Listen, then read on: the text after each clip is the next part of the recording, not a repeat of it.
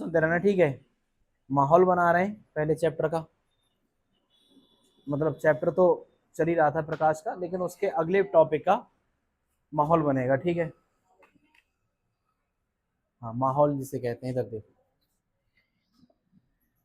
बोलना मत।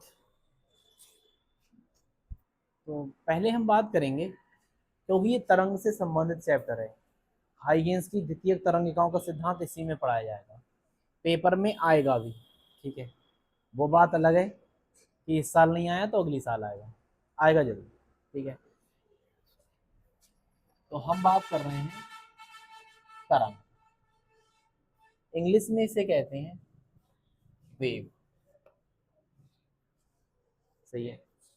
और वास्तविकता में इस ये प्रमाण है हलचल का, ठीक है। आप ऐसे समझ लो, बड़ी छोटी सी बात है कि किसी भी हलचल को हम तरंग कहते हैं, ठीक है, वेव या फिर तरंग, कोई भी हलचल हो रही है। अब ये कई तरह की होती हैं, लेकिन हमें कई तरह पर नहीं आना है, यांत्रिक तरंगें, विद्युत चुंबकीय तरंगें, उन पर हमें कतई नहीं आना है। हम जिन तरंगों को पढ़ेंगे अपने काम के लिए पढ़ेंगे, बाकी पहले जो पढ़ना थी वो फर्स्ट ईयर में पढ़ाई जा चुकी है, सही है। तो जिस हम पहले तरंग को समझ लेते हैं, छोटा सा ओवर भी आगे हाई स्कूल वो सॉरी फर्स्ट ईयर में ये सारी की सारी चीजें पढ़ा दी जाती हैं। देखो, तरंग मैंने आपके लिए बेसिकली बता दिया हलचल कैसे करके हो सकती है। चलो, मान लीजिए एक रस्सी बंधी हुई है यहां से यहां तक ऐसे करके, यहां पर एक व्यक्ति आता है, गुड्डू, ठीक है, और इसे यूं करके हिलाता है। जब इसे हिलाएगा तो क्या ये इस तरह से नहीं बन जाएगी, ठीक है। ये तरंग है, हलचल उत्पन्न हो गई तो क्या है, तरंग। कहीं पर बम फटा, बम फटने के बाद वहां की ऊर्जा उत्सर्जित हुई और चारों तरफ हलचल मच गई, ठीक है, उसकी वजह से डिस्टरबेंस हो गया, तरंग है। अरे ठंडा ठंडा गा रहा हूँ, ठीक है, सही। हीरो तो लास्ट में आता नहीं आता है, सही है। तालाब की बहुत याद आ रही है, ठहरे हुए पानी में कंकरा मार सावरे, मन में हलचल सी मच जाएगी बावरे। ये हमारे दौर के गाने हैं, तुम्हारे दौर के गाने नहीं हैं। पुराने गाने अच्छे होते हैं, आज का कोई गाना है हम करेंगे तेरे साथ अब गंदी बात, ये गाने हैं, ठीक है। ये पुराना है, मुन्नी बदनाम हो रही है, सीला जवान हो रही है, पुराना ये है, बर्बाद मोहब्बत की दुआ साथ लिए जा, ये तुमने सुना भी नहीं होगा, ठीक है। पुराना है, बहारों फूल बरसाओ मेरा महबूब आया है, ये है पुराने, ठीक है। अब ये क्या है, तू लगा बेलू जब लिपस्टिक, देखो छोरी जेल करा रही, वास्तव में करा रही है। तो मैंने इसे अगर यहाँ से झटका दिया तो ये जो वेव प्रोड्यूस होगी, मतलब हलचल होगी, इस तरह से होगी। अब मैं बोल रहा हूँ, आप तक आवाज पहुंच रही है, ठीक है। ये भी किसके द्वारा पहुंच रही, डिस्टरबेंस के द्वारा, हलचल के द्वारा, तरंग के द्वारा, वेव्स के द्वारा, ठीक है। तो कुल मिलाकर के इसी माध्यम में, बहुत छोटी सी डेफिनेशन बता रहा हूँ, ठीक है, टेक्निकल डेफिनेशन अलग है। उत्पन्न होने वाली हलचल को हम क्या कहते हैं, तरंग कहते हैं। अब ये लिख के नहीं आना तो वरना तरंग की डेफिनेशन ये लिखे आओ, टेक्निकल डेफिनेशन अलग है, ठीक है। बहरहाल, अब मैं क्या काम कर रहा हूँ, एक तालाब में पत्थर मार दे रहा हूँ, सही है। अब तालाब में पत्थर आराम से मारना, वरना मगरमच्छ हो और तुम मगरमच्छनी के मार दो वो बाहर आ जाए, सही है। हाँ, वरना कहेगी अपनी वाली के चक्कर मेरी वाली का सर क्यों फोड़ दिया। तो तालाब में बैठा हुआ व्यक्ति अब तालाब में पत्थर मारता है, तो तालाब में चारों तरफ तरंगें उत्पन्न हो जाती हैं, हलचल उत्पन्न हो जाती है। मान लीजिए पत्थर यहाँ पर गिरा है, तो कुछ इस तरह से तरंगें उत्पन्न हो जाएंगी। इन तरंगों को हम कहते हैं वृत्तीय उर्मिका। क्या नाम देते हैं, वृत्तीय उर्मिका। व्रत का मतलब होता है गोल गोल, उर्मिका, ठीक है। तो वृत्तीय उर्मिका ये होगा। तो कुल मिलाकर के तरंग को समझ गए। अब तरंग के बाद एक बहुत बहुत जरूरी चीज जो समझनी है वो समझना है तरंगाग्र, ठीक है। ये बड़ा जरूरी है क्योंकि यही पूरे चैप्टर में चलता रहेगा, कभी इधर कभी उधर, उठापटक इसी में होती रहेगी, ठीक है। तरंगाग्र क्या है, किसी तरंग के उत्पन्न होने पर माध्यम में खींचा गया ऐसा काल्पनिक पृष्ठ जिस पर उपस्थित कंपन के सभी कण समान कला में होते हैं तरंगाग्र कहलाता है। नहीं यही बात समझ में? मैं समझा रहा हूं, डोंट वरी, नो चिंता, ठीक है। देखो है क्या कि मैंने क्या बताया कि जिस पर कंपन के सभी कण समान कला में होंगे। कंपन का मतलब आपके लिए बता दूं कि ये हलचल जो हो रही है ये है, ठीक है। अब सभी कण समान कला में होंगे। समान कला का मतलब है अगर पहले वाले की पोजीशन ये, दूसरे वाले की भी होगी, तीसरे वाले की भी होगी, ठीक उसी तरह से जैसे पोजीशन इनकी सारी की सारी ऊपर है, तो इस पृष्ठ को जो पृष्ठ खींचा जाएगा इसे हम नाम देंगे क्या? तरंगाग्र, ठीक है। अब आप ऐसे समझ लीजिए कि हमने वृत्तीय और मेकाएं जो बनाई हैं, अब यहाँ पर दो चीजें होती होंगी। आप देखोगे पानी एक जगह तो ऊपर उठता होगा साक्षी, और एक जगह कहाँ जाता होगा? नीचे। होगा कि नहीं होगा? एक जगह ऊपर उठेगा, एक जगह कहाँ जाएगा? नीचे। अब मैंने ऊपर वाला देखा तो सारे के सारे चारों तरफ कण कैसे हैं? ऊपर ही है, तो मैं कहूंगा ये समान कला में है। एक ही पोजीशन पर आएंगे तो क्या कहेंगे हम? समान कला में। नीचे वाले कण है तो मैं कहूंगा ये नीचे वाले समान कला में। समझ में आ रही बात? तो माध्यम में तरंग उत्पन्न होने पर माध्यम में खींचा गया ऐसा काल्पनिक पृष्ठ जिस पर उपस्थित सभी कण कंपन की समान कला में होते हैं तरंगाग्र कहलाता है। और ये तरंग संचरण के लंबवत होता है, ठीक है। तरंग संचरण कैसे होगा? लंबवत। कोई बात नहीं, आप ऐसा समझ लो। मान लीजिए यहां से तरंगें चल रही हैं, ये वेव्स। अब कण इस तरह से ये कई कण है। अब ये कैसी वाली तरंगे, ठीक है, ऐसी वाली तरंगे कि मैं बोल रहा हूं, मान लीजिए मेरे बोलने पर अब जो वायु है ये आगे की तरफ धक्का दे रही है, ठीक है, तो ये आगे की तरफ चल रही है। तो यहाँ पर वायु में कहीं एक जगह पर ये सारे के सारे कण अगर मैं यहाँ पर एक तरंगाग्र डाल दूं तो कैसे होंगे? कंपन की समान कला में होंगे। तरंगाग्र बेसिकली क्या है? किसी माध्यम, तरंग उत्पन्न होने पर किसी माध्यम में खींचा गया ऐसा काल्पनिक पृष्ठ जिस पर उपस्थित माध्यम के सभी कण कंपन की समान कला में होंगे, ठीक है। आप ऐसे नहीं कर सकते, आप ऐसे नहीं कर सकते क्योंकि ये वाला नीचे, ये वाला कहाँ गया? ऊपर, ठीक है। आप ऐसे ऐसे नहीं डाल सकते तरंगाग्र को, अलग अलग पोजीशंस हो जाएंगी सबकी। आपके लिए अगर यहाँ पर तरंगाग्र डालना है तो कैसा डालना होगा? गोल ही डालना होगा। समझ में आ रही बात? अब ये हम वास्तव में जाकर के तो तालाब के ऊपर खींच नहीं सकते। ऐसा थोड़ी है कि प्रकार लिया और ऐसा खींचने लगे तालाब पर, इम्पॉसिबल है। हम इमेजिनेशन कर सकते हैं सिर्फ कि हाँ ऐसा हो सकता है।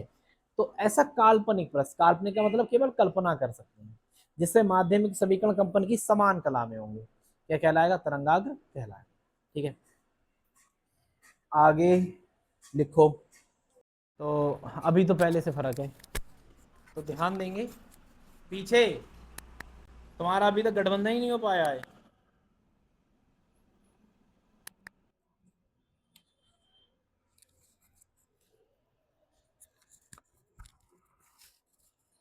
ध्यान सुनो, मेरी तरफ देखो। हम पढ़ रहे हैं हाइगेन्स की द्वितीय तरंगिकाओं का सिद्धांत, ठीक है। हाइगेन्स की द्वितीय तरंगिकाओं का सिद्धांत। बात को ध्यान सुनते रहना भैया, वरना समझ में नहीं आएगा, पेपर में बहुत आता है, ठीक है।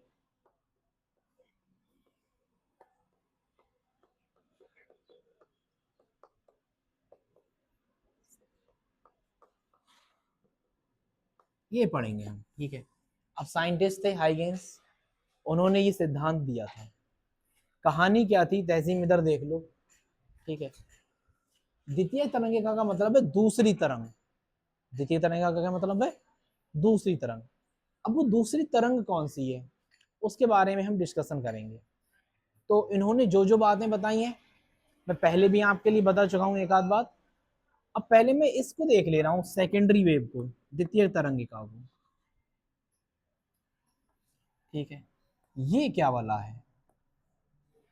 इसका मतलब ये होगा कि पहली तरंग, तरंग का मतलब हलचल, पहली तरंग तो हम उत्पन्न कर चुके होंगे, अब दोबारा से जा करके कहीं ना कहीं पर उसकी हलचल मचेगी, ठीक है। तो उसे हम, जो दोबारा से हलचल मचाने का काम करेगा उसे हम द्वितीय तरंग कहेंगे। चलो मैंने आपके लिए उदाहरण दिया था, मान लीजिए साइकिलें खड़ी हुई हैं लाइन से, ठीक है। साइकिलें लाइन से खड़ी हुई हैं, 50 साइकिलें हैं। आपने एक साइकिल को आपके मन में हाइगेंस की द्वितीय तरंगिकाओं का सिद्धांत पता करने की सूझी, आपने एक साइकिल को लात मार दी। अपने स्कूल में मारना, ठीक है, यहाँ पे मत मारना। आपने एक को लात मार दी, ठीक है। जब आप एक को लात मारेंगे तो एक वाली दूसरे के ऊपर फिर ये गिरती हुई चली जाएगी। मुझे एक बात बताओ, क्या सभी साइकिलें गिर जाएंगी? हाँ, संभावना है, ठीक है।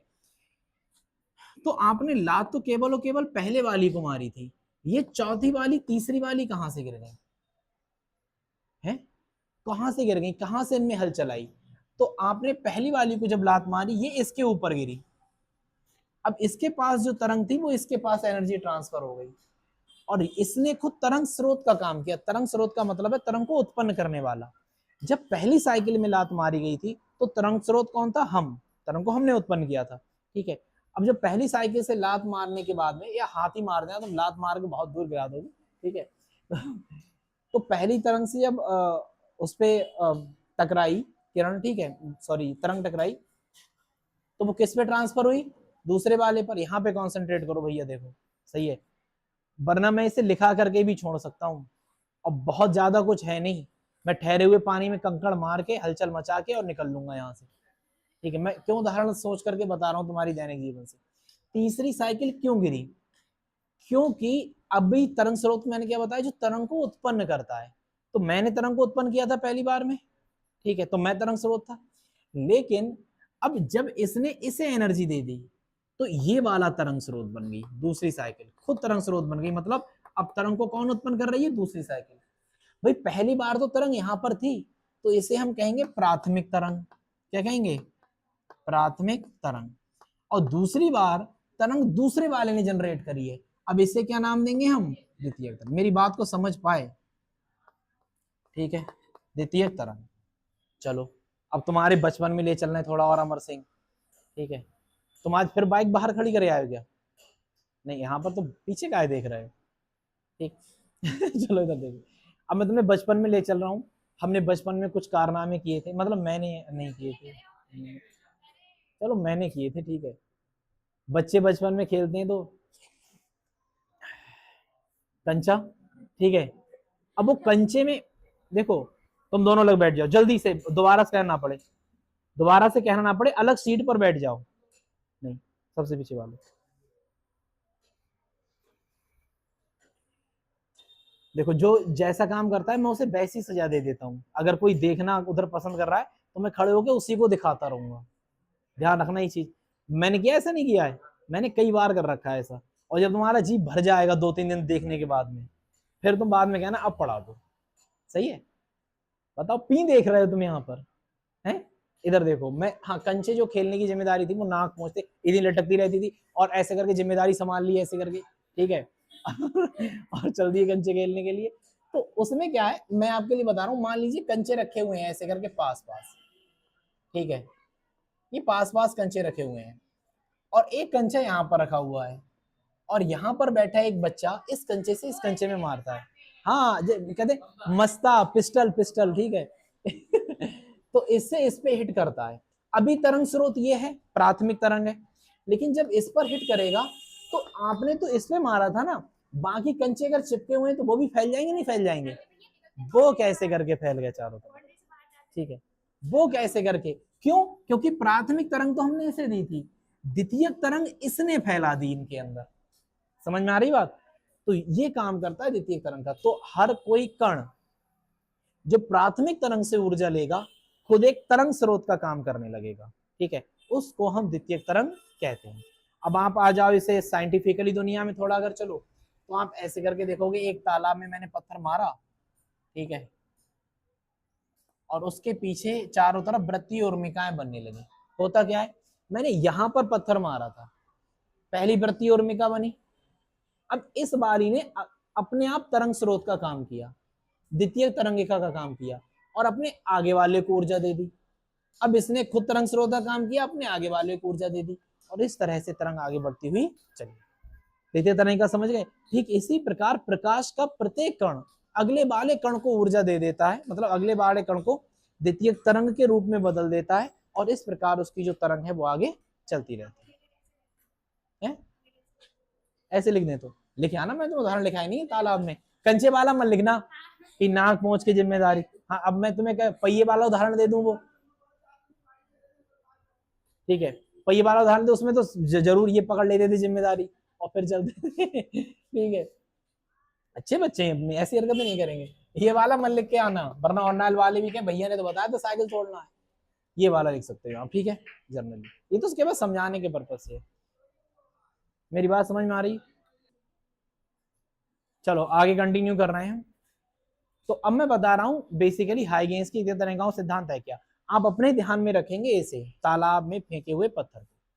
तो पहला पॉइंट है कि जब किसी भी माध्यम में तरंग उत्पन्न होती है, तब माध्यम के चारों ओर स्थित कण कंपन करने लगते हैं। मैं फिर से बता रहा हूं, जब किसी माध्यम में तरंग उत्पन्न होती है तो उस स्रोत के चारों ओर के कण कंपन करने लगते हैं। कंपन करने लगते हैं मतलब हिलने लगते हैं। तो क्या आपने यहां पर तरंग स्रोत बनाया, पत्थर फेंका, तो यहां पर तरंग उत्पन्न हुई। मुझे बात बताओ कि चारों ओर के कण कंपन नहीं करने लगे, सही है, चारों कण कंपन करने लगे। तो पहला पॉइंट यही तो दिया था हाइगेन्स तरंगाओं के सिद्धांत में।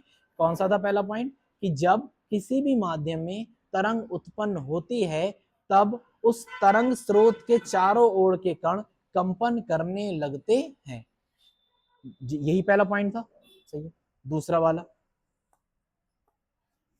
दूसरा वाला था कि माध्यम में किसी क्षण खींचा गया ऐसा काल्पनिक पृष्ठ जिस पर उपस्थित माध्यम के सभी कण कंपन की समान कला में होते हैं, तरंगाग्र कहलाता है। यही लिखा हुआ है। और मुझे पता कब की डेफिनेशन याद है, मैंने 20-25 साल पहले जब इंटर किया होगा तब की, मैं सच बता रहा हूँ, तब की मुझे डेफिनेशन याद है। मैं घर से कभी पढ़ के नहीं आया हूँ आज तक, ठीक है। और मेरे इतने बुरे दिन भी नहीं आए खुदा करम से कि मुझे तुम लोगों के पढ़ाने के लिए पढ़ के आना पड़ेगा घर से। और जिस दिन पढ़ के आ गया उस दिन पता नहीं क्या क्या होगा, समझ रहे हो, कैसे कैसे एग्जाम्पल बना करके लेके आऊंगा चलो देखो, मैंने आपके लिए पहला बताया कि जब तरंग उत्पन्न होती है उसके चारों ओर कण कंपन करने लगते हैं। मैंने तालाब में तरंग उत्पन्न किया, चारों ओर कण कंपन करने लगे, बात सही है। दूसरी बात मैंने आपके लिए बताई, जब माध्यम में तरंग उत्पन्न होती है, ठीक है, तब खींचा गया ऐसा माध्यम में किसी क्षण खींचा गया ऐसा काल्पनिक पृष्ठ जिस पर उपस्थित माध्यम के प्रत्येक कण कंपन की समान कला में होते हैं। समान कला का मतलब यह है कि अभी आप देखोगे एक जगह ऊंचा होगा, एक जगह कैसा होगा, नीचा। तालाब में पत्थर फेंकोगे तो ऊंचा है, तो यहाँ सब जगह पर ऊंचा होगा, ठीक है। तो इसका मतलब इस सब जगह पर कंपन के कण समान कला में है कि नहीं है। तो इस पर मैं एक ऐसा काल्पनिक पृष्ठ, काल्पनिक पृष्ठ का मतलब ये, मैं उस पर पेन से जाकर के तो बना नहीं सकता, अपने मन में एज्यूम कर सकता हूँ, हाँ ये एक पृष्ठ है, ठीक है। तो ये पृष्ठ हमारा क्या कहलाएगा, तरंगाग्र। तो जिसपे कंपन के सभी कण कंपन की समान कला में होते हैं उसे क्या कहते हैं, तरंगाग्र कहते हैं। अगला पॉइंट जो है, द्वितीय तरंगिका की चाल किसके बराबर होती है,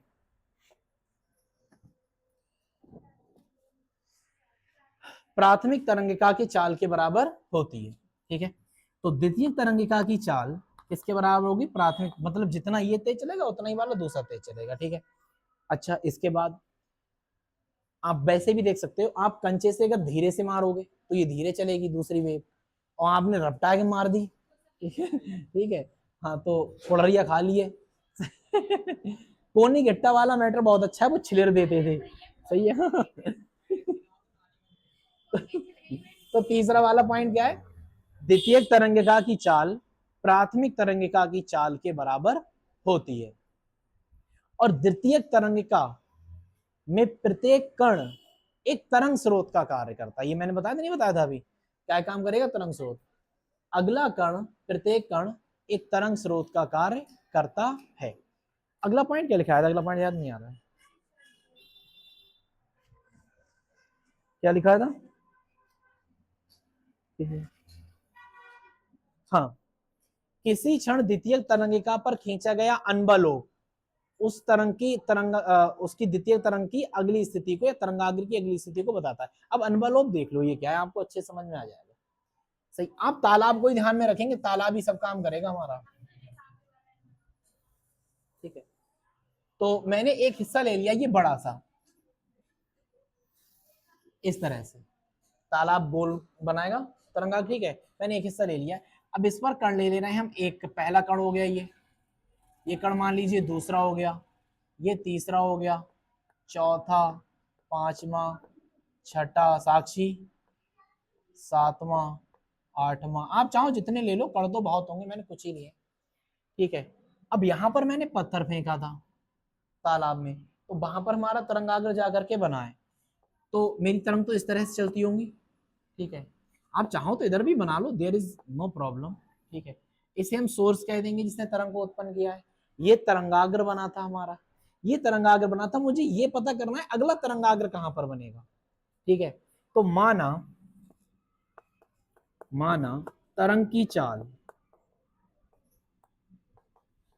v है। ठीक है, और कितने समय के बाद निकालना है, समय t के बाद। ठीक है, आपको पता है फॉर्मूला क्या होता है, चाल बराबर दूरी बटे, चाल क्या है हमारे पास v, दूरी कितनी है पता करनी है, कितनी दूर बनेगा ये तो पता करना है, और समय कितना है t, त्रिची गुणा कर दो, दूरी एक कम दूरी, दूरी का भी पहाड़ा याद कर लो यार तुम लोग, दूरी एक कम दूरी, दूरी दूनी दो दूरी। ठीक है, और b की कुछ से गुणा करेंगे t से, मतलब bt दूरी पर बनता होगा। इसका काम तो ये देखो ये गोल बन रहा है ना, तो मैं एक बीटी त्रिज्या लूं यहां से, दूरी भरूं और एक गोला बना दूं, दूसरे वाले में भी बीटी त्रिज्या भरूं, एक गोला बना दूं, तीसरे वाले में भी ऐसा ही कर दूं, मतलब ये कण थोड़े इधर उधर बन गए, चौथे वाले में, पांचवें वाले में, छठे वाले में, सातवें वाले में, आठवें वाले में, नवें वाले में, 10वें वाले में, 11वें वाले में।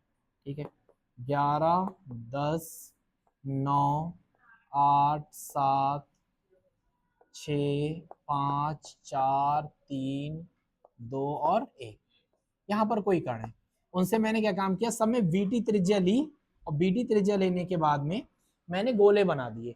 अब मैं अगर अगली रेखा को देखूंगा, दूसरा वाला कहां गया, अब मैं अगर अगली रेखा को देखूंगा, अगले तरंगाग्र को देखना चाहूंगा, ये है अगले तरंगाग्र को देखना चाहूंगा, तो मैं इन्हें स्पर्श करती हुई एक रेखा खींच दूंगा, एक पृष्ठ बना दूंगा, तो वीटी समय बीटी दूरी तय करने के बाद में ये हमारा होगा अगला तरंगाग्र।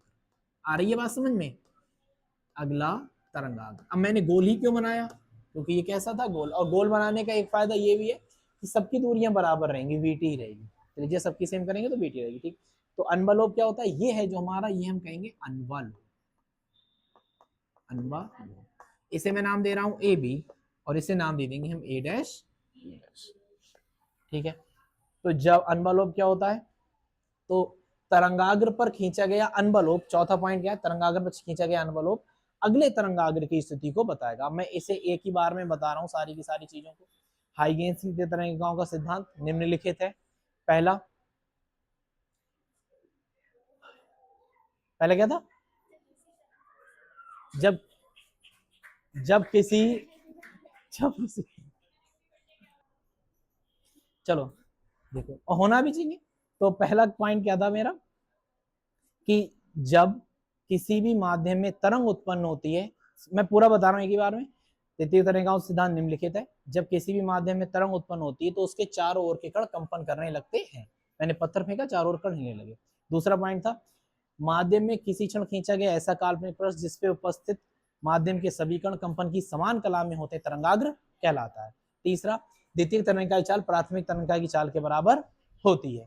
ठीक है, और माध्यम का प्रत्येक कण द्वितीय तरंग स्रोत का कार्य करता है। अगला लास्ट वाला हमारा क्या था, किसी समय माध्यम में किसी समय खींचा गया अनवलोप अगले तरंगाग्र की स्थिति को बताता है। ठीक है, अब हम लिखेंगे ऐसे, माना एक तरंगाग्र है, उस पर एबीसीडी 1 2 4 5 करके कण है, जो बी जिनकी चाल बी है, और टी समय के बाद वो वीटी दूरी तय करते हैं। तो हमारा जो अगला अनवलोप बनेगा उसमें हम बीटी त्रिज्या गोले ले लेंगे, और उनको स्पर्श करता हुआ जो बनेगा उसे हम क्या नाम देंगे, अनवलोप। ठीक है, अनवलोप या अगला तरंगाग्र। ठीक है, नोट इट डाउन।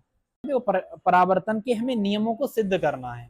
ठीक है, परावर्तन के नियमों को सिद्ध करना है। परावर्तन के नियम दो होते हैं। पहला नियम, आपतित किरण, परावर्तित किरण और आपतन बिंदु पर डाला गया विलंब तीनों एक ही तल में होते हैं। दूसरा, आपतन कोण परावर्तन कोण के सदैव बराबर होता है। ठीक है, ये दो चीजें हमें प्रूफ करना है। तो हम क्या काम करेंगे इसके लिए, हाइगेंस की द्वितीय तरंगिका के सिद्धांत का यूज करेंगे। कैसे करके। पहले हम एक परावर्तक पृष्ठ लेंगे, परावर्तक पृष्ठ का मतलब है चिकना समतल लेंगे, ठीक है, एक चिकना समतल लेंगे। अब आपके लिए पता है इससे परावर्तन आसानी से हो जाएगा। उसके एक तरफ हम पॉलिश कर देंगे, इधर से एक प्रकाश की किरण आएगी और इधर से निकल जाएगी। आ रही बात समझ में?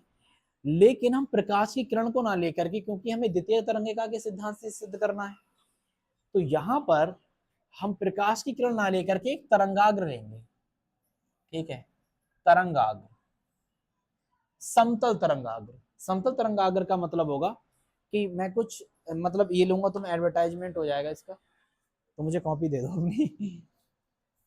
चलो देखो, समतल तरंगाग्र का मतलब है कोई ऐसा बीम यहां पर आकर के ऐसे आकर के टकराएगा। समझ में आ रही बात? अब ऐसे टकराएगा इसका मतलब क्या है, यहां से बीम ऐसे चलता हुआ आ रहा है, तो एक किरण यहां से ऐसे करके आपके लिए दिखाई देगी, ठीक है, यूं चलता हुआ ऐसे करके आएगा, यहां पर टकराएगा, और यहां पर टकराने के बाद में इस तरंगाग्र को हम नाम दे रहे हैं ए बी। क्या नाम दे रहे हैं? ए। अब ये जब यहां पर आएगा पूरा आपतित होगा, यहां पर आने के बाद ऐसे करके, तो नमस्ते, यहां से इसका परावर्तन भी तो होगा। 11th में हो तुम?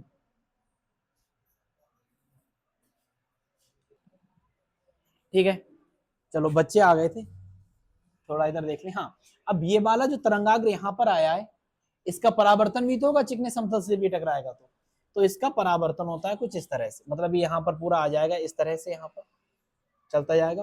तो मैं आगे तक इसे बढ़ा दे रहा हूँ, ये ठीक है, और फिर इसका परावर्तन होगा, और यहां से हमारा पूरा का पूरा तरंगाग्र वापस जाएगा, ये वाला। कॉपी का यूज स्केल में भी कर रहे हैं हम, ठीक है, ये वाला लाइन थोड़ी लाइन अलग अलग बन रही है। सीधी किरण निकलेगी, ठीक है, थोड़ा टेढ़ा हो गया है वो, लेकिन किरण सीधी जाएगी निकल करके। मैं थोड़ा बना ही दे रहा हूँ इसे यार, वरना लोग ऐतराज करने लगेंगे। सही है, अब सही है, वो नहीं लहराई थी, यहाँ पे देखो तो कोई दिक्कत नहीं, इधर देख लो। तो हमने क्या देखा यहाँ पर कि तरंगाग्र आया, आने के बाद वो इससे टकराया और इस दिशा में परावर्तित हो गया। अब हमें व्याख्या करनी है कि नियम कैसे करके प्रूफ होंगे, ठीक है। तो वैसे थ्योरी देख लो, यहीं पर बैठे बैठे याद हो जाएगी, ठीक है, और अगर ना हो जाए तो तुम बेवकूफ हो, मैं तो सही हूं, ठीक है। देखो, माना एक समतल तरंगाग्र ए बी, कौन सा? ए बी, अपवर्तक परावर्तक पृष्ठ जेड जेड डैश, पृष्ठ है कि नहीं है, परावर्तक पृष्ठ जेड जेड डैश पर तिरछा आपतित होता है। तरंगाग्र का बिंदु ए, तरंगाग्र सबसे पहले परावर्तक पृष्ठ से बिंदु ए पर टकराता है, जहां से सबसे पहले द्वितीय तरंगिका निकलना शुरू होती है। बात को समझ रहे हो? सबसे पहले यहां पर टकराएगा तो सबसे पहले द्वितीय तरंगिका भी तो यहीं से निकलेगी। अब समय कितना होगा? टी, और टी समय में ये दूरी कितनी तय कर लेगी? We T. कितनी तय कर लेगी? We T. और बी टी दूरी तय करके, थोड़ा और आगे बढ़ा दूं इसे, बी टी दूरी तय करके हम मान लेते हैं कि ये बिंदु बी डैश पर पहुंच जाता है। कहां पहुंच जाता है? B dash. टी समय में, ध्यान रखना समय कितना लगा है? टी। अब स्पीड ऑफ लाइट तो बराबर होगी ना, मतलब प्रकाश जितनी तेज यहां पर चल रहा है उतनी तेज यहां पर चलता होगा, ठीक है। तो टी समय में वीटी दूरी तय करके बी डैश पर पहुंच जाता है। ठीक इसी समय, भाई ये चल रहा है तो ये थोड़ी रुका होगा, यहाँ पर दोनों एक साथ आए, ये चल रहा है तो ये थोड़ी रुका होगा। ठीक इसी समय बी बिंदु से चलने वाली तरंग टी समय में ये भी कितनी दूरी तय करेगी? बीटी दूरी, सेम दूरी तय करेगी, अब स्पीड सेम होगी तो, ठीक है। बीटी दूरी तय करके बिंदु ए डैश पर पहुंच जाती है। अब यहां से द्वितीय तरंगिका निकलना शुरू होती है। अब जैसे जैसे तरंगाग्र ए बी आगे बढ़ता जाता है, वैसे वैसे वो ए, अब तरंगाग्र का मतलब ये, इसमें बहुत सारी प्रकाश की किरणें होंगी, ठीक है, वो ए और ए डैश के बीच के सारे बिंदुओं से टकराता जाता है, ठीक है, और इस प्रकार निरंतर द्वितीय तरंगिकाएं निकलती रहती।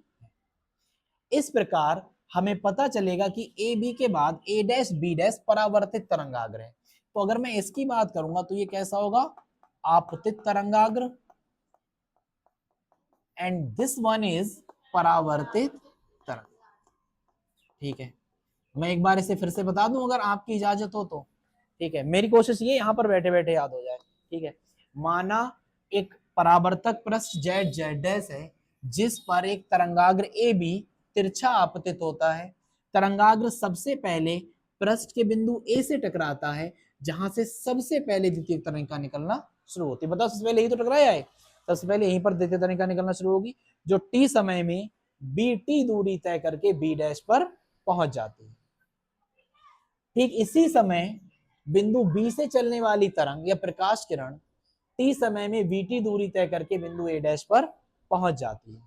अब जैसे जैसे तरंगाग्र आगे बढ़ता है वह ए और ए डैश के बीच के बिंदुओं से टकराता जाता है और द्वितीय तरंगिका निकलती रहती है। इस प्रकार हमें परावर्तित तरंगाग्र ए डैश बी डैश प्राप्त होता है।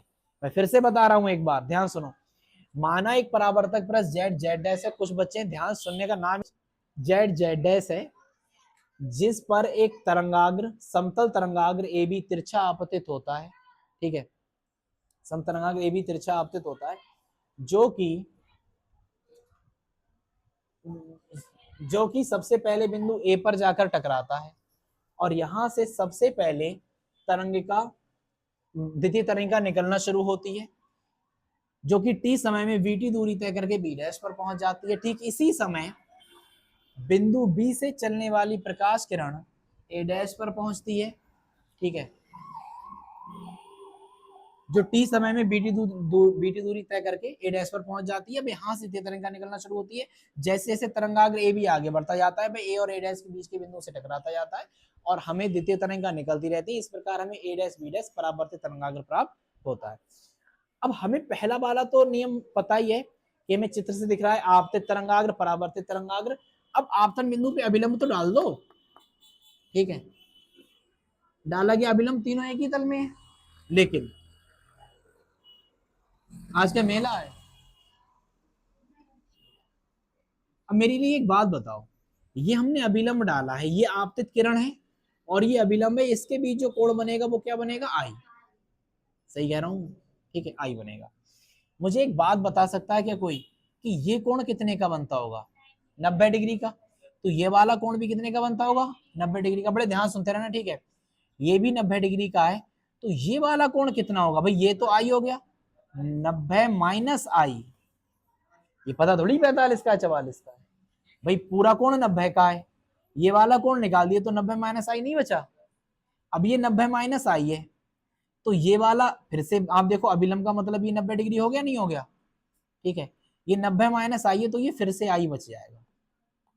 अगर आपके लिए ये बात समझ में आ रही है तो अच्छी बात है, नहीं आ रही है तो आप इतना ध्यान रख लो ये वाला कोण आई बनता है। ठीक है, इतना ध्यान रख लो, इसके झमेले में ही मत पड़ो, ये वाला देख लो ये वाला कोण आई बनता है। ठीक, इसी तरह से मैं यहाँ पर यह अभिलंब डालूंगा तो ये क्या बनाएगा?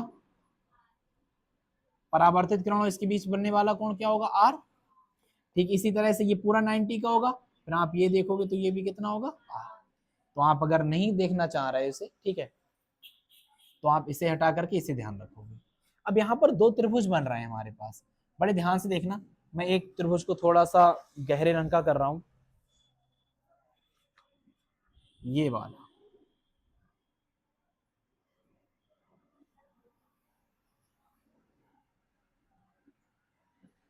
ठीक है, इस त्रिभुज को हम नाम दे रहे हैं त्रिभुज ए बी ए डैश।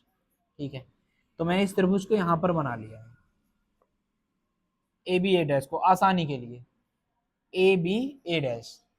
तो मुझे ये वाला कोण कितना मिल रहा है? ए मतलब ये ए बी ए डैश मैंने बनाया तो ये वाला कोण कितना मिल रहा है मुझे? आई। ठीक है,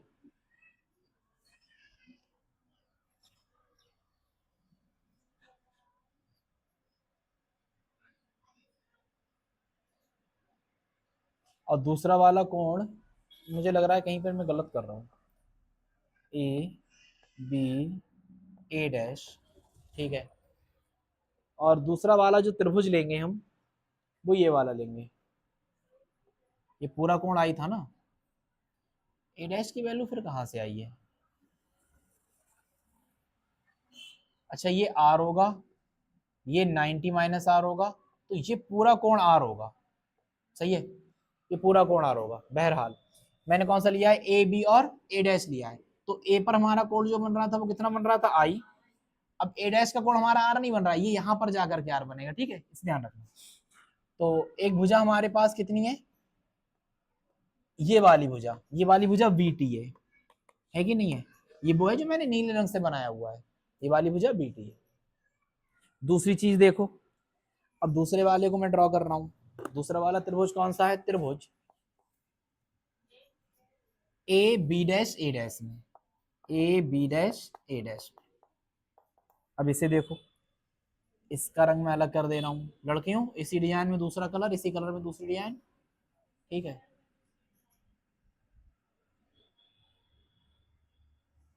सही है, ये वाला हमने बना दिया है। तो ये वाला जो त्रिभुज बनेगा A B dash A dash, इसे भी ऐसे करके ड्रॉ कर लो अलग। ये वाली भुजा कितनी है, वीटी,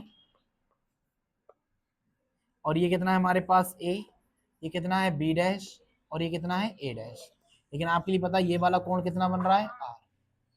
सही है। अब ये जो मैंने त्रिभुज बनाए हैं, अगर मैं इनकी कोई तीन चीजें बराबर प्रूफ कर दूं तो ये हो जाएंगे सर्वांग सम। सर्वांग सम का मतलब क्या है, देखो, सर्वांग सम का मतलब है बिल्कुल हूबहू एक दूसरे के जैसे हो जाएंगे। जैसे ये वाला हाथ इस वाले हाथ की तरह बिल्कुल, है कि नहीं, अगर मैं इसे इस पे रख दूं तो बिल्कुल ढक जाएगा ये, ठीक।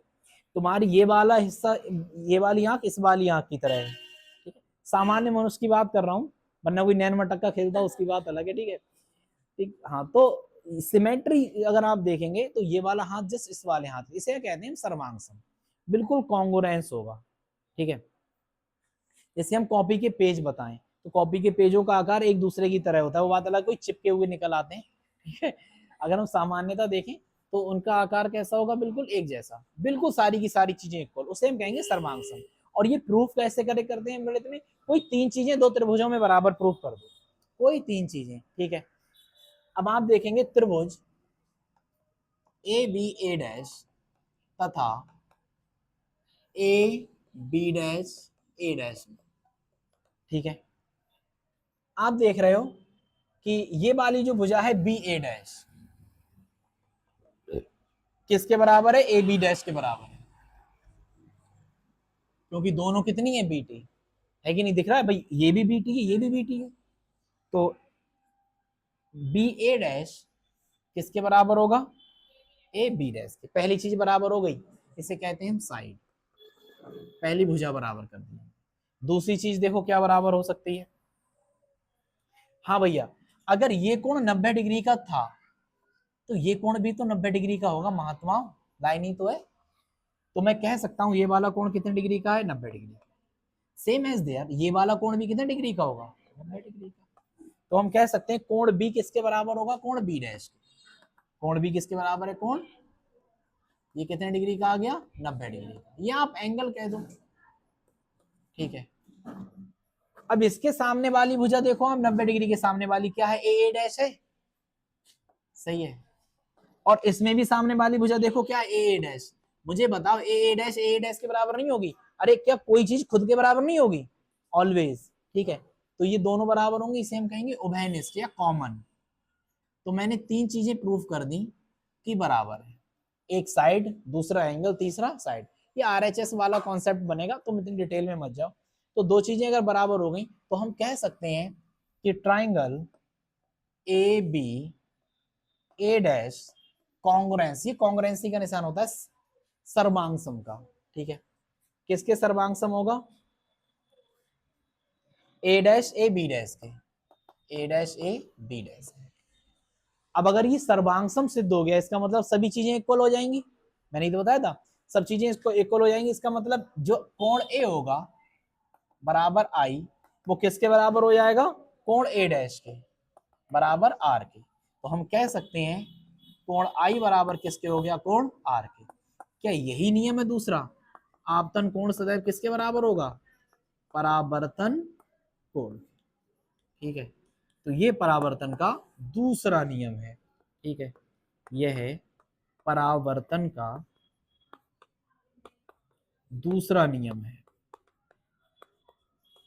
मैं एक बार फिर से बता दे रहा हूं, तुम्हें तुम कंफ्यूज हुए होगे तो, ठीक है। ये तो मैंने समझा दिया, ये आया और चला गया। अब मैंने दो त्रिभुज लिए यहाँ पर ये वाले। अब तुम्हें ज्यादा डिटेल में नहीं आना, तुम्हें ये ध्यान रखना ये वाला कोण आई बनेगा और ये वाला कोण क्या बनेगा हमारा, आर बनेगा। ठीक है, ये वाला कोण 90 डिग्री का होगा क्योंकि पड़ी हुई लाइन बिल्कुल खड़ी हुई लाइन है। ठीक है, तो ये 90 डिग्री का होगा। तो मैंने एक त्रिभुज ये बनाया ए बी डैश और ए डैश, तो ये 90 का ले लिया, ये आई ले लिया, और ये वाली भुजा हमारी कितनी है इसकी, बी टी। बी टी दूरी तय करिए। ठीक है, ऐसे ये A B dash A dash ये ले लिया हमने, ये वाली भुजा कितनी है हमारी, बी टी। ये कोण कितने डिग्री का है, 90 डिग्री का। ये वाला क्या है, आर। तीन चीजें बराबर प्रूफ करना होंगी। बी टी किसके बराबर हो जाएगा, बी टी के एक बराबर हो गया। दूसरा, दोनों एंगल 90 डिग्री के हैं, दो चीजें बराबर हो गई। तीसरा हमारा ए डैश के बराबर होगा। ठीक है, तीन चीजें बराबर हो गई। तीन चीजें बराबर हो गई तो आप चाहे ये लिखो ना लिखो, ठीक है, लिख दोगे तो बहुत बहुत बेहतर है। अगर तुम्हें इसमें दिक्कत हो रही ना लिखो, ठीक है, तो आप लिख देना, तो आई किसके बराबर हो जाएगा, आर के बराबर हो जाएगा। आपतन कोण परावर्तन कोण, यही परावर्तन का दूसरा नियम है। नोट इट डाउन, चित्र सहित सब उतार डालो। चलो इधर देखो ध्यान से, बोलो मत। अब मैं समझा रहा हूँ, बड़े ध्यान समझते रहना, ठीक है, क्योंकि लिखा तो मैंने इसके बारे में दिया ही है, और दो में से एक तुम्हारी किस्मत अच्छी रही तो आ जाएगा, आसान है। ठीक है, वरना अगर तुम्हारी किस्मत बुरी रही तो व्यतिकरण का डेरिवेशन आता है, one of the longest derivation in the physics. ठीक है, बहुत लंबा डेरिवेशन है, हो सकता है शायद 2 दिन तक कराना पड़े। इतना खतरनाक है, और ऊपर का करोगे नीचे का भूल जाओगे। चलो कोई बात नहीं, बड़े ध्यान सुनते रहना, बड़ा आसान सा है। मुझे एक ऐसी कॉपी दे दो जो कि सस्ती हो। सस्ती कॉपी यही है। ये सस्ती कॉपी, इसे तरंगाग्र मानेंगे हम, ठीक है, ध्यान सुनते रहना। माना एक अपवर्तक पृष्ठ, अब की बार मैंने अपवर्तक पृष्ठ लिया हुआ है, परावर्तक नहीं, कौन सा वाला, अपवर्तक, क्योंकि अपवर्तन होगा। ठीक है, जेड जेड डैश है, अपवर्तक पृष्ठ कौन सा है, जेड जेड डैश है। इस पर एक समतल तरंगाग्र ए बी यू करके, ठीक है, एक समतल तरंगाग्र ए बी तिरछा आपतित होता है। ये ए है और ये बी, तिरछा आपतित होता है, ए बी, ठीक है, तिरछा आपतित होता है, जो कि अपवर्तक पृष्ठ के, जो कि सबसे पहले अपवर्तक पृष्ठ के बिंदु ए से आकर टकराता है। सही है। अब मुझे एक बात बताओ, हम इसमें पहले मान लेंगे, माना पहले माध्यम में प्रकाश की चाल v1 है और दूसरे माध्यम में प्रकाश की चाल v2 है। ठीक है, ये हमने मान लिया है, क्योंकि अलग अलग माध्यम में प्रकाश की चाल अलग अलग होगी। ठीक है, तो सबसे पहले समतल तरंगाग्र कहां पर टकराता है, करके बिंदु ए पर। अब मैंने आप पूरे तरंगाग्र को देखोगे तो नहीं कर पाओगे, इस बिंदु को देखो, किरण को जाना कैसा चाहिए था, सीधा, लेकिन सीधा तो जाएगा नहीं, हम ऊपर वाला विरल मान ले रहे हैं, नीचे वाला सघन। अब विरल से सघन में जाती है प्रकाश कण, तो अभिलंब की ओर झुक जाती है। अभिलंब मैं यहां से डाल दे रहा हूं, अगर आपकी इजाजत हो तो। इजाजत है, नहीं है, है, तो ये अभिलंब है। अब किरण को तो सीधा जाना चाहिए था इस दिशा में, लेकिन इस दिशा में न जाकर के इसकी तरफ झुक जाएगी। ठीक है, ये सही है। तो सबसे पहले यहां से द्वितीय तरंगिका निकलना शुरू होती है, जो कि टी समय में बी टू टी दूरी। अब देखो मुझे एक बात है, ये इस माध्यम में चल रही है ना, तो इस माध्यम में चाल कितनी है, v2, तो दूरी भी कितनी होगी, v2t होगी। अभी समझा रहा हूँ, टेंशन मत लो, पहले तरंगाग्र को यहाँ से पूरा पास कराने के लिए। तो ये ए बी तिरछा आपतित होता है और ये सीधा चलता हुआ चला जाएगा, यहाँ पर पहुंचेगा। ठीक है,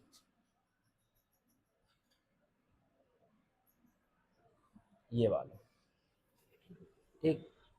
अब ये थोड़ा सा इंक्लाइंड हुआ है, अब आप देखो यहाँ पर भी हम विलंब डालेंगे, ये भी सीधा जाना चाहिए थी, लेकिन ये भी सीधा नहीं जाएगी। ठीक है, अभिलंब की ओर तनिक झुक जाएगी इस तरफ। ठीक है, ये तो बड़ा हो गया, कोई दिक्कत नहीं, ये आई। ठीक है, अभिलंब की ओर झुक जाएगी। यहां से मैं इसे तरंगाग्र का रूप दे दे रहा हूं।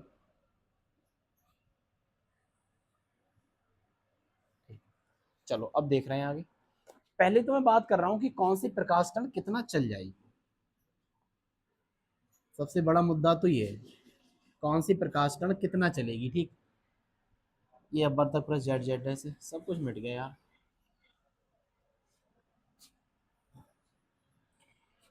यहाँ पर जब सबसे पहले समतल तरंगाग्र ए बी आया और यहाँ पर टकराया, यहीं से द्वितीय तरंगिका निकली है, तो यहाँ पर चल रही है, तो मैं ये पता करूंगा कि दूरी कितनी तय करेगी, ये पता करेंगे कि दूरी कितनी तय होगी। तो आपके लिए मैंने फॉर्मूला लिखवाया था, दूरी बराबर चाल गुणा समय, चाल गुणा समय। अब चाल इसमें हमने कितनी मान रखी है, इस वाले माध्यम में B2 मान रखी है, ठीक है, B2, और समय कितना है T। तो यहाँ पर जो दूरी तय होने वाली है वो कितनी होने वाली है, B2T, ये वाली। कोई शक नहीं।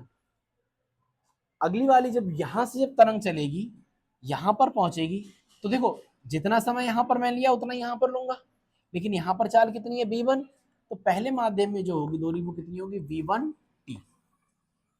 मुझे बताओ ये कोण क्या 90 डिग्री का नहीं होने वाला है, सेम ये कोण भी कितने होने वाला है 90 डिग्री, सही है। अब फिर से वही काम, यहां से हमने एक अभिलंब डाला हुआ है, इसे हम क्या कहेंगे, आपतित किरण, सॉरी आपतित किरण और अभिलंब के बीच बनने वाला कोण आई, ठीक है। ये मैंने तुम्हें समझा भी रखा है, ये 90 माइनस आई होगा, ये फिर से कितना हो जाएगा आई।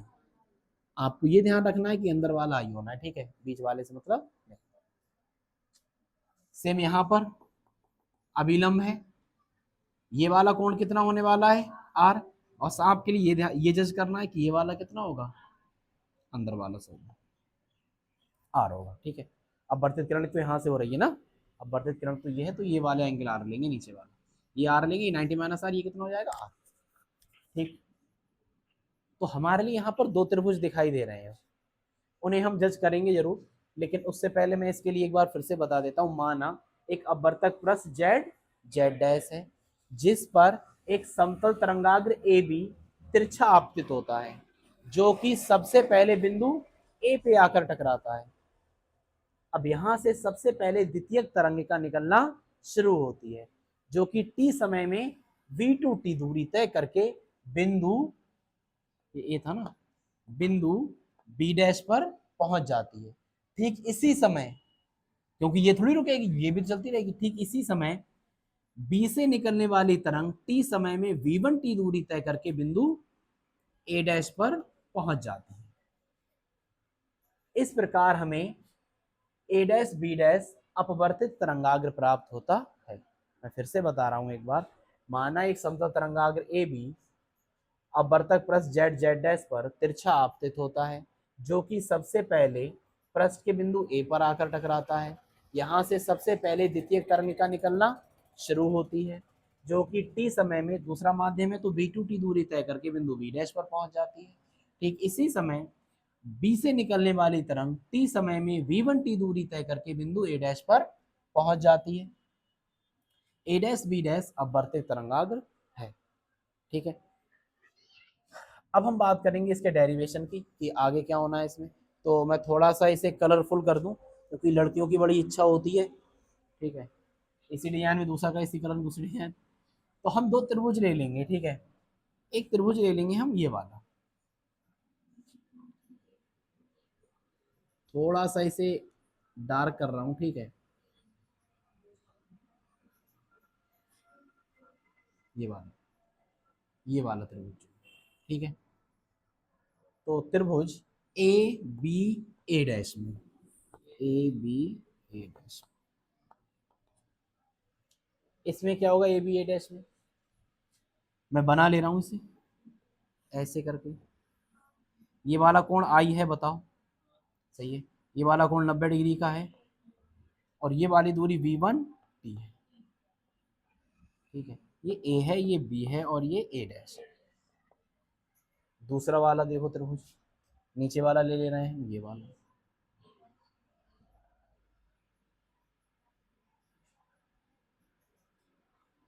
ठीक है। ये वाला त्रिभुज हमारे पास है ए ए डैश और बी डैश, त्रिभुज ए ए डैश और बी डैश। इसमें कैसे करके बनाएंगे, इसे भी ऐसे ही ड्रॉ कर दे रहा हूँ मैं, उल्टा सीधा, आपके लिए ऐसे दिखाई देता हूँ, मैं सीधा ड्रॉ कर दे रहा हूँ, ठीक है। ए ए डैश, तो इसे मैं ए ए डैश कह दे रहा हूँ, और ये वाला क्या है हमारे पास, बी डैश। बी डैश के पास जो कोण है बताओ 90 डिग्री का है, ठीक है। ए डैश के पास जो कोण है वो आर है, ठीक है। और ये जो दूरी है ए से लेके बी डैश तक की, ए से लेके ये कितनी है, b1t, b1t, sorry b2t, thank you, b2t, सही है। अब स्नेल का नियम हमें प्रूव करके दिखाना होगा, क्योंकि हमें अपवर्तन के नियमों की व्याख्या करनी है। तो स्नेल का नियम क्या होता है, आपतन कोण की ज्या अपवर्तन कोण की ज्या का अनुपात एक नियतांक होता है, इसे हम पहले माध्यम के सापेक्ष दूसरे माध्यम का अपवर्तनांक कहते हैं। मैंने बता रखा है आपके लिए कि sine I upon sine R is equal to 1n2 या n2, ठीक है। इसी को हम क्या लिखते हैं, n2 बटे n1, और इसी को मैंने बताया है b1 बटे b2, ठीक है। तो चलिए आइए शुरू करते हैं, ठीक है। हम बात कर रहे हैं पहले, यहाँ पे चाल कर लो, हम बात कर रहे हैं पहले त्रिभुज ए बी ए डैश में। चलो थोड़े से बेसिक्स और बता देता हूं तुम्हारे लिए। अगर एक समकोण त्रिभुज है, उसका कोण 90 डिग्री का ये रहा, ए बी और सी है, ठीक है। तो 90 डिग्री के सामने वाला हमेशा क्या कहलाएगा, कर्ण। ध्यान रखना, 90 डिग्री के सामने वाला हमेशा क्या कहलाएगा, कर्ण, ठीक है। और जिस कोण के लिए हम निकाल रहे हैं, उसके सामने वाला क्या कहलाएगा, लंब, और बचा हुआ आधार। ध्यान रखना मेरी डेफिनेशंस को, ठीक है। 90 डिग्री के सामने वाला हमेशा कर्ण, जिस कोण के लिए निकाल रहे हैं उसके सामने का हमेशा लंब, और बचा हुआ आधार। जिस कोण के लिए निकालते हैं, फिर से इस बात पे जोड़ दो, जिस कोण के लिए निकालते हैं उसके सामने वाला लंब होगा। 90 डिग्री के सामने वाला क्या होगा, कर्ण। सेम यहाँ पर देखो, हम कौन सा त्रिभुज ले रहे हैं, ए बी डैश और ए डैश। तो अब मैं यहाँ पर आई के लिए निकालना चाह रहा हूँ, क्योंकि स्नेल का नियम प्रूफ करना है, इसलिए हमें साइन चाहिए होगा, ठीक है। तो मोहित तुम बता दो मुझे, साइन थीटा का फॉर्मूला क्या होता है। आधार बट्टे कर्ण लंब बट्टे कर्ण कुछ होता है, पता। और जल्दी बताओ, इतना समय कहाँ है अपने पास। लंब बटे क्या होता है, किधर गई वो नीलू, क्या होता है, लंब बटे आधार, लंब बटे कर्ण। इतने मूर्ख बैठे हैं यहाँ पर, लंब बटे कर्ण। चमने गुलिस्तां की बर्बादी को एक उल्लू ही काफी है, और यहाँ हर साख पे उल्लू बैठा है, अंजामे गुलिस्तां क्या होगा, तुम सोचो, ठीक है। यहाँ हर साख पे उल्लू बैठा है, कौन है, ये समझ में आ रहा है, ये आ रहा है, हाँ तो बस यही आना चाहिए। चलो देखो ध्यान से, हम बात कर रहे हैं इस वाले ट्राइंगल की, ए बी डैश और ए डैश। ध्यान सुनते रहना, मुझे बताओ 90 डिग्री के सामने वाला क्या होने वाला है, कर्ण। और इस कोण के लिए अगर मैं निकालूंगा तो इसके सामने क्या होने वाला है, लंब। और मुझे यही दो चीजें चाहिए और कोई नहीं चाहिए, ठीक है। इस कोण की निकालना, थीटा ये क्या लगा देंगे, आई।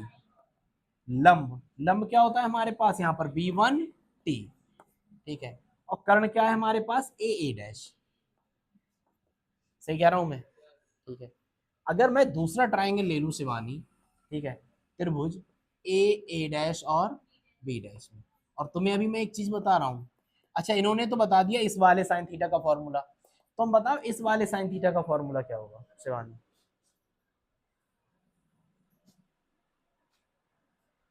पता है,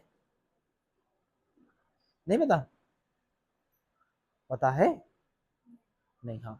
देखो लली, अगर इस वाले साइन थीटा का लंब बट्टे करना है तो इस वाले का भी लंब बट्टे करना होगा, ठीक है।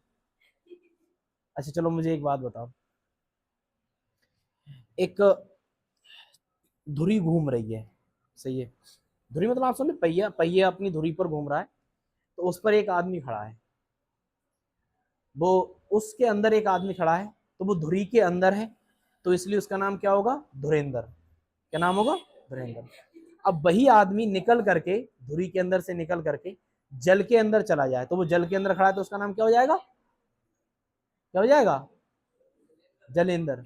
अरे उसका नाम धुरेंद्र ही रहेगा, क्यों हो जाएगा उसका नाम जलेंद्र है। अब वो उसके अंदर, अब तो घर के अंदर आ गया, नहीं घरेंद्र। ये तो गलत बात है ना तुम्हारी। तो चीजों को लॉजिकली देखो, उसका नाम जब यहाँ पर साइन थीटा की वैल्यू ये थी, तो यहाँ पर सेम भी वही होगी। तुम चांद पे चली जाओगी तब भी वही होगी, है। और तुम उस धुरेंद्र को चांद भेज दो तो चंदेंद्र, गलत हो जाते, ठीक है। तो लंबटे कर्ण, चलो यहाँ पर देखो, इसकी भी वैल्यू क्या होगी, लंबटे।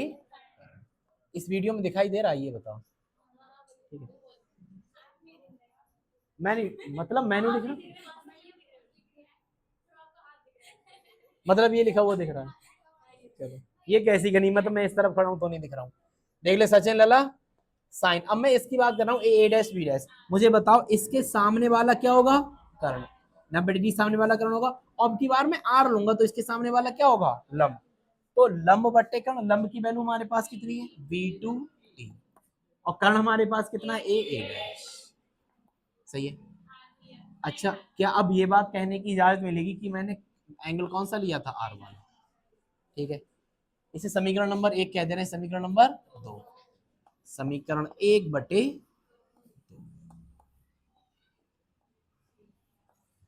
ठीक है, तो 1/2 करेंगे, जब भाग करेंगे तो ये वाला इसके नीचे आ जाएगा।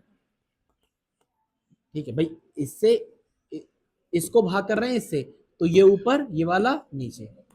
अब बराबर लगाओगे तो V1T बटे ए डैश, और ये क्या होगा V2T बटे ए डैश, ए डैश कस्टम। ठीक है, खल्लास, टी से टी खल्लास, क्या बना sine I upon sine R, बराबर क्या बना B1/B2। ठीक है, क्या मैंने तुम्हें नहीं बताया है ये होता है N2/N1 के बराबर, क्या मैंने तुम्हें नहीं बताया ये 1N2 होता है, क्या मैंने तुम्हें नहीं बताया ये N होता है, क्या मैंने तुम्हें ये नहीं बताया sine I upon sine R बराबर N होता है, and this is called Snell's law. यही तो है। ठीक है, यही तो है। तो ये पहला, ये दूसरा नियम है स्नेल का नियम। पहला नियम क्या था कि आपतित किरण, अपवर्तित किरण और आपतन बिंदु पे डाला गया विलंब सब एक ही तल में होते हैं। ठीक है, अब मैं आपके लिए एक बार फिर से बता दे रहा हूँ। पहली बार मैंने ये वाला त्रिभुज लिया है जो कि यहाँ पर ड्रॉ कर दिया है, दूसरी बार मैंने यहाँ पर ये वाला त्रिभुज लिया यहाँ पर ड्रॉ कर दिया है। आपके लिए फॉर्मूला याद रखना है इसमें, केवल केवल साइन थीटा का, लंब बटे कर्ण। लंब हमारे पास है साइन आई बराबर B1T, मैंने 90 डिग्री सामने वाले को कर्ण कहा था। ठीक है, और जिस थीटा वगैरह उसके सामने वाला लंब तो B1T, और कर्ण क्या होगा हमारा ए डैश। सेम एज हियर, इसके सामने वाला क्या होगा लंब B2T, और कर्ण क्या होगा ए डैश। तो साइन आई अपॉन क्या कर देंगे sine R, V1T upon A dash, B2T upon A dash, कस्टम टी से टी कस्टम, B1/B2 आ गया। ये क्या आ जाएगा N2/N1 के बराबर होता है, यही 1N2 होता है, यही क्या होता है N। तो यही तो स्नेल का पहला नियम है। ठीक है, सॉरी स्नेल का नियम है, और यही अपवर्तन का दूसरा नियम भी है। ठीक है, नोट करो इसे।